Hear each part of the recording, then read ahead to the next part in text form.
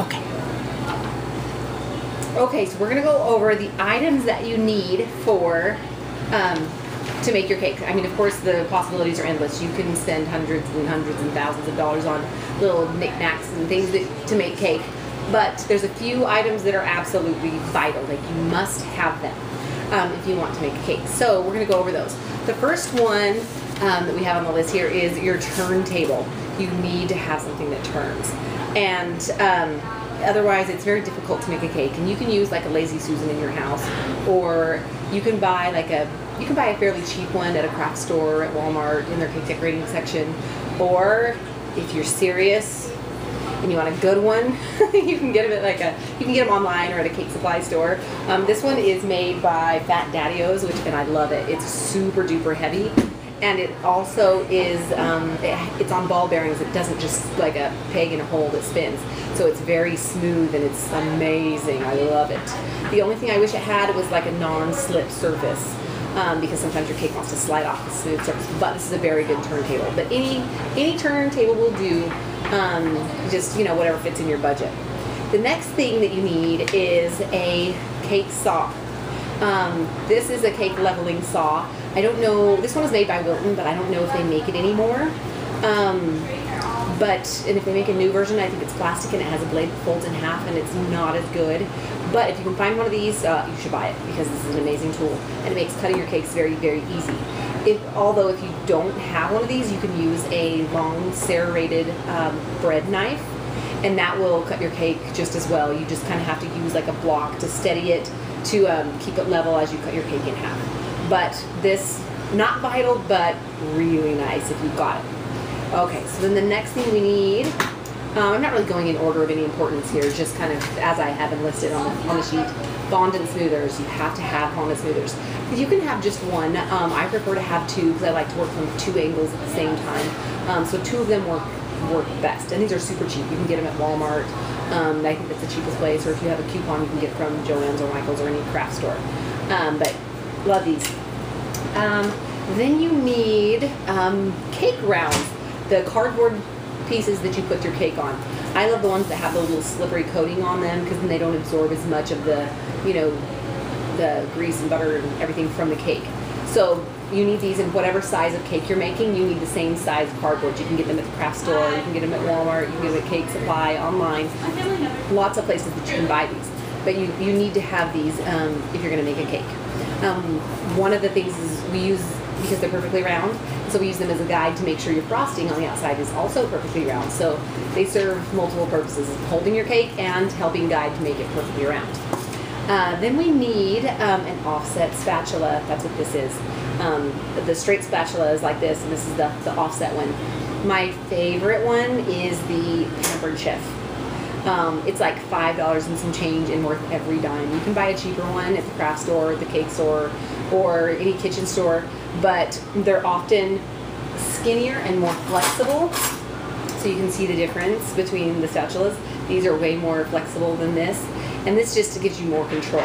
Some people like to use the big ones, but I personally don't like them because I don't have as much control over my frosting. If you're decorating a big old giant cake with buttercream, then yeah, you could probably use that. But for the cute little cakes that we're doing, this is perfect.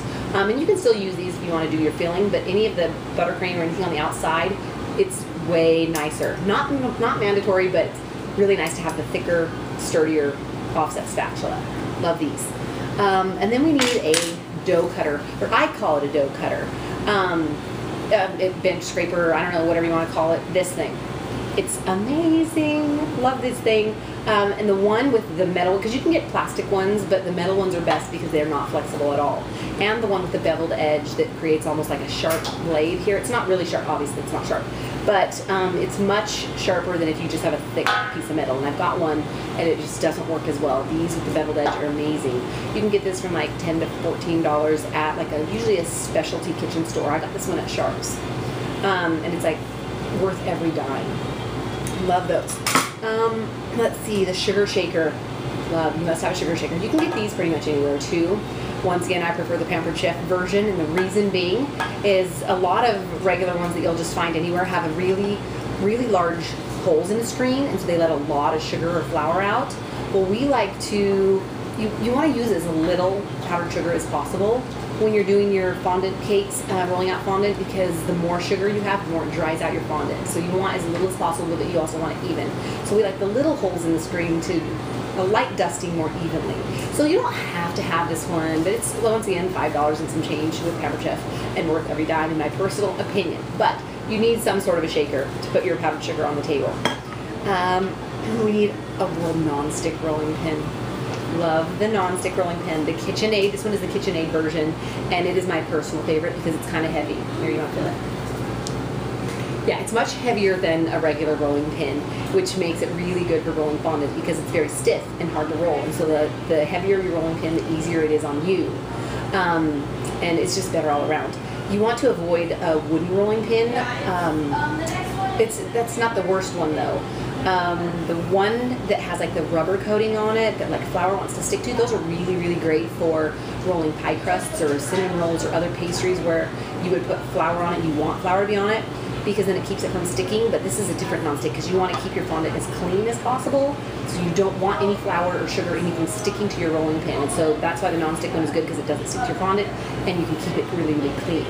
So avoid the ones that have the rubbery feel on the rolling pin. And you can get these at like Target or Kohl's or anywhere where they sell KitchenAid stuff. Then we need a piping bag. I like to use the disposable piping bags. We'll make small ones, or Coffee Cake makes big ones. You can get them online or your cake supply store or wherever. And then a piping tip. This is just for filling the cake. We use frosting to make little walls to go around the edges to keep your filling in, because if you want to use really good, yummy filling, it's often not going to be stiff enough to just stay on the inside of the cake. So you kind of hold it in with a little wall of frosting, and with that, in order to do that, you need the piping bag, and the tip, it's a number 7. Depending on which brand it is, it's either a number 7 or an 807, but that's the one that you need. So the next thing that you need is, you need a rotary cutter. I love these. You can use a regular pizza cutter if you have one. It works fine. It's just sometimes can be a little big and cumbersome. And so if you can find a little pastry cutter like this, you don't need this crinkle edge cutter. You just need this one, but often when they're this small, they come with both on them anyway. But you just need the little one, but they're just easier to handle. But if you don't have one of these, a pizza cutter will work just fine. The next thing that we need is cake pans, good cake pans. You want to avoid dark bakeware. So like anything that's non-stick or dark metal, you want to avoid that because it absorbs a lot of heat and it will cook the edges of your cake really, really hard, harder than you want them to be cooked. And so it's best to stick with the light aluminum baking pans and make sure they have the straight sides. Because sometimes you'll find a cake pan where the sides are a little bit out like this, and it's good for stacking your pans inside of each other, but it doesn't work very well when you want to make a straight cake, the straight sides.